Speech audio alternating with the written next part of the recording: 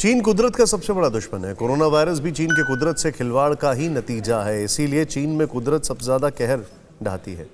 पिछले साल चीन में 450 नदियों में बाढ़ आई थी। कई शहर सैलाब में समा गए थे। लेकिन अब चीन को लेकर एक बेहद सनसनीखेज रिपोर्ट सामने आई है, जिसके मुताबिक शंघाई समेत चीन के कई शहर हमेशा के लिए समंदर में समा सकते हैं। क्या वाकई ऐसा होने वाला है? अगर हाँ, तो क्यों और कैसे, ये रिपोर्ट बताएगी। क्या ऐसा ही मंजर होगा?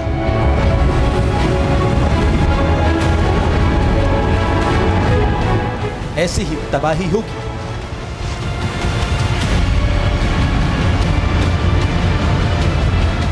और ऐसे ही समंदर की लहरें शंघाई की सरहदों को निगल जाएंगी। कुदरत के सबसे बड़े दुश्मन चीन पर कुदरत कहर बनकर टूटने वाली है। ये भविष्यवाणी नहीं, ना ही ये खामख्वाह का ख्याली मुगालता है।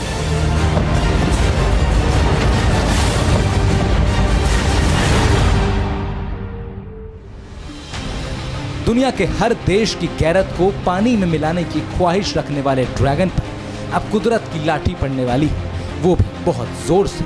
दुनिया के वैज्ञानिकों ने चीन के बड़े इलाके के जलमग्न होने की तारीख मुकर्रर कर दी है। चीन को लेकर एक सनसनीखेज रिपोर्ट सामने आई है। फाइनेंशियल टाइम्स की रिपोर्ट के मुताबिक रूस के पूर्वीय तट के शहरों पर बहुत बड़ा खतरा मंडरा रहा है और आने वाले चंद साल बाद चीन पर इसका असर दिखना शुरू हो जाएगा। रिपोर्ट के मुताबिक चीन के कई शहरों में समुद्र की लहरें बड़ी तबाही ला सकती है। इसकी वजह से चीन के तटीय शहरों में भीषण तबाही हो सकती है। शंघाई समेत कई शहरों का पूरी तरह से नामो निशान मिट सकता है।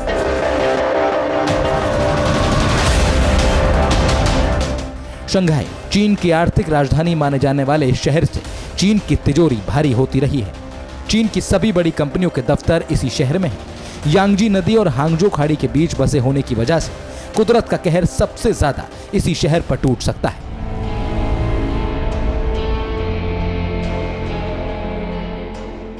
शंघाई ही नहीं, चीन के कई शहर समंदर की लहरों में समा सकते हैं। रिपोर्ट के मुताबिक चीन के कई शहरों का बड़ा हिस्सा समंदर में समा सकता है। इन शहरों में कारोबार करना नामुमकिन हो जाएगा, जिससे चीन की इकोनॉमी को बड़ा झटका लगना तय है। वैसे तो चीन में कुदरत का कहर नई बात नहीं है।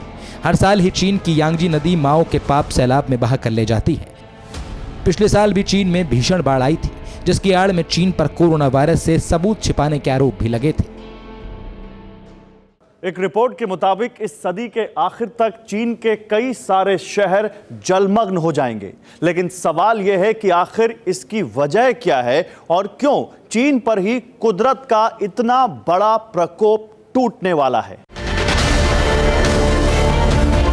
इस सवाल का जवाब है ग्लोबल वार्मिंग चीन की करतूतें। पिछले 2 दशक के दौरान अपनी तिजोरी भरने के लिए चीन ने अंधाधुंध फैक्ट्रियां तैयार की,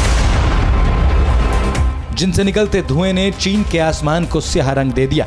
पैसे की सनक में अंधे हो चुके माओ के वारिसों ने कुदरत को खतरनाक तरीके से नुकसान पहुंचाया। जानकार बताते हैं, आने वाले कुछ साल में धरती का तापमान 1.5 डिग्री बढ़ जाएगा, जिसकी वजह से समुद्र के किनारे बसे कई शहर डूब सकते हैं।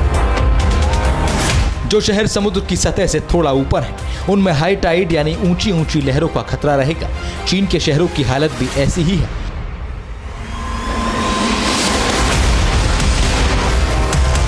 इतना ही नहीं, जिस तरह से चीन तिब्बत के पठारों में बारूद बरसाता रहता है, जिस तरह चीन ने तिब्बत को खोखला कर दिया है, उससे ग्लेशियर तेजी से पिघल रहे हैं। जाहिर है, माओ के मुल्क ने जो बोया उसी का अंजाम भुगत रहा है। रिपोर्ट में बताया गया कि चीन के पूर्वी तटीय शहरों में समुद्र में जल स्तर बढ़ रहा है, जिससे चीन के टॉप 3 औद्योगिक शहरों पर डायरेक्ट खतरा है। इसके अलावा कई छोटे शहरों पर भी समुद्री तूफान और बाढ़ का असर होगा।